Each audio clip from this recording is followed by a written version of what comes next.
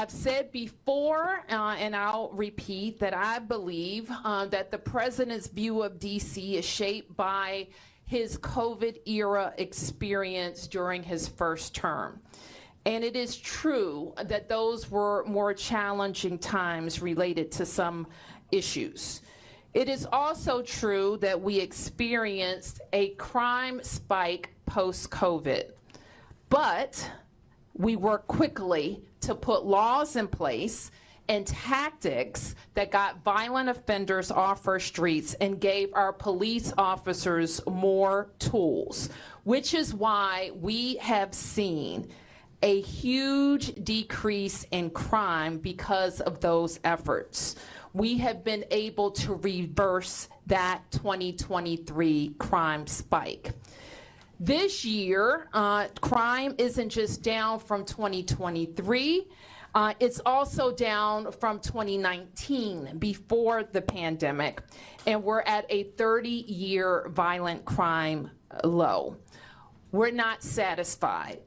We haven't taken our foot off the gas, and we continue to look for ways to make our city safer.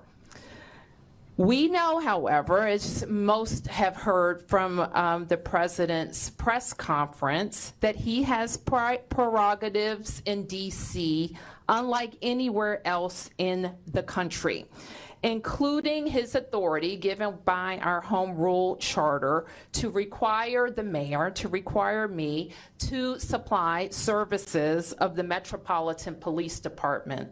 And he also has control and the ability to deploy the National Guard. But let me be clear, as our home rule charter is also clear, and the president's executive order restates. Chief Pamela Smith is the chief of the Metropolitan Police Department, and its 3,100 members work under her direction. The Home Rule Charter requires the mayor to provide the services of MPD during special conditions of an emergency, and we will follow the law. Though there's a question about the subjectivity of that declaration. In fact, the chief has already provided a high-level liaison and point of contact with the federal government and made those initial contacts. The executive order is also clear that the president has delegated his authority to make requests of us to Attorney General Pam Bondi. I have reached out to Attorney General Bondi and hope to schedule a meeting soon. My message to residents is this. We know that access to our democracy is tenuous.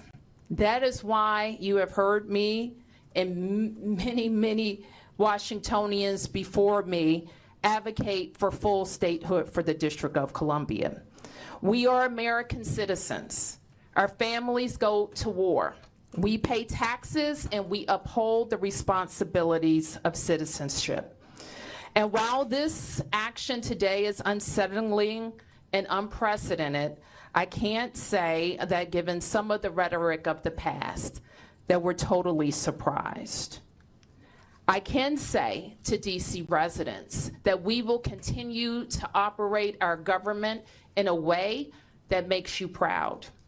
We will balance our budgets, we will deploy our services. Our kids are going to start school on August 25th, and we will work with the federal government to do the things that they should do for our city.